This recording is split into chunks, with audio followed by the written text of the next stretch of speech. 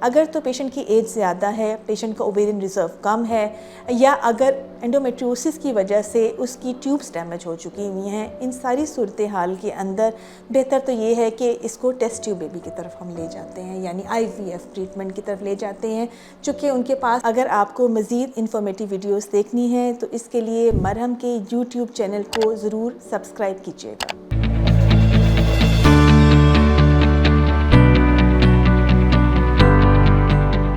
अस्सलाम वालेकुम जी, मेरा नाम डॉक्टर साइमा ज़की है। मैं पिछले 22 साल से गायनी के शोबे से वाबस्ता हूँ और इकरा मेडिकल हॉस्पिटल में एज़ कंसल्टेंट गायनेकोलॉजिस्ट काम कर रही हूँ।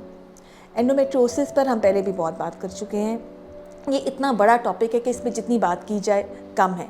आज हम ब्रीफली सिर्फ इस बात पे डिस्कस करेंगे कि अगर एंडोमेट्रियोसिस का पेशेंट कंसीव करना चाहता है तो वो किस तरह से करेगा। इसमें बहुत इंपॉर्टेंट ये बात है कि आपके पास जो ख़ातून जो मरीज़ आती है उसकी उम्र क्या है, ठीक है, उसके पास कितना टाइम है, यानी उम्र से मतलब यंग पेशेंट में कंपैरेटिवली हमारे पास टाइम ज़्यादा होता है एज़ कम्पेयर टू कि अगर एज ऑलरेडी 35 या उससे ऊपर है।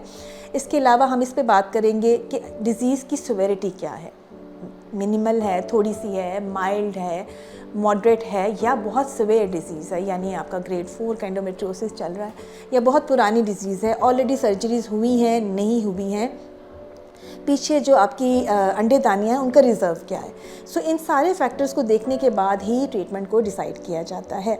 अगर मैं इसको ब्रॉडली बताऊं आपको तो जो माइल्डर डिजीज़ होती है, यानी ये कंफर्म्ड एंडोमेट्रियोसिस का पेशेंट है, यानी सिर्फ आपने हिस्ट्री एग्जामिनेशन पे नहीं रखा, ये वो पेशेंट है जो आपने डायग्नोज कर लिया कि ये एंडोमेट्रियोसिस का है, लेकिन इसके अंदर डिज़ीज़ बहुत कम है, इसके अंदर कोई रसौलियाँ नहीं बनी हुई, खून की थैलियाँ नहीं बनी हुई हैं, लेकिन आपने कंफर्म कर लिया कि अच्छा ये एंडोमेट्रियोसिस का पेशेंट है, लेकिन डिज़ीज़ माइल्ड है। तो उस सूरत हाल में सिर्फ जो आपकी अंडे बनाने की कैपेसिटी बढ़ाते हैं ना, जो दवाइयाँ जिसे ओवुलेशन इंडक्शन कहा जाता है, उसको अलॉन्ग विद IUI के साथ, यानी एक आर्टिफिशियल मेथड होता है जिसमें आप हस्बैंड के सैंपल को ख़ास दिन के अंदर फीमेल के अंदर इंजेक्ट कर देते हैं।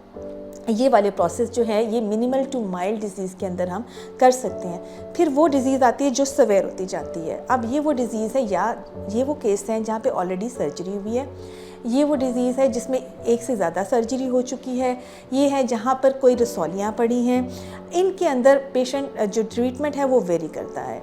अगर तो पेशेंट की एज ज़्यादा है, पेशेंट का ओवेरियन रिजर्व कम है, या अगर एंडोमेट्रियोसिस की वजह से उसकी ट्यूब्स डैमेज हो चुकी हुई हैं, इन सारी सूरत हाल के अंदर बेहतर तो ये है कि इसको टेस्ट ट्यूब बेबी की तरफ हम ले जाते हैं, यानी IVF ट्रीटमेंट की तरफ ले जाते हैं।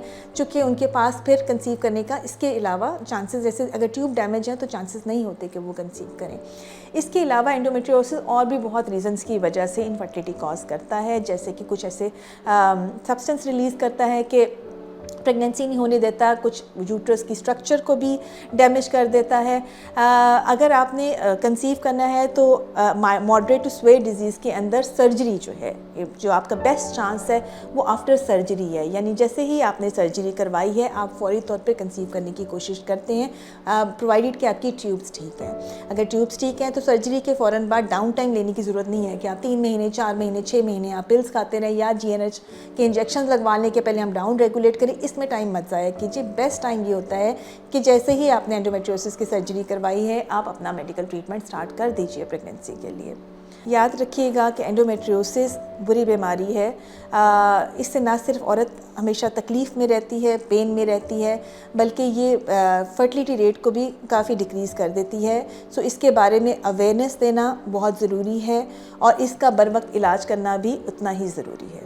अगर आपको इस मसले या गायनी के किसी भी मसले की सूरत में हमसे रहनुमाई हासिल करनी है तो मरहम के प्लेटफॉर्म के थ्रू इन क्लिनिक या ऑनलाइन कंसल्टेशन बुक करवा सकते हैं। अपना बहुत सारा ख्याल रखिएगा। शुक्रिया।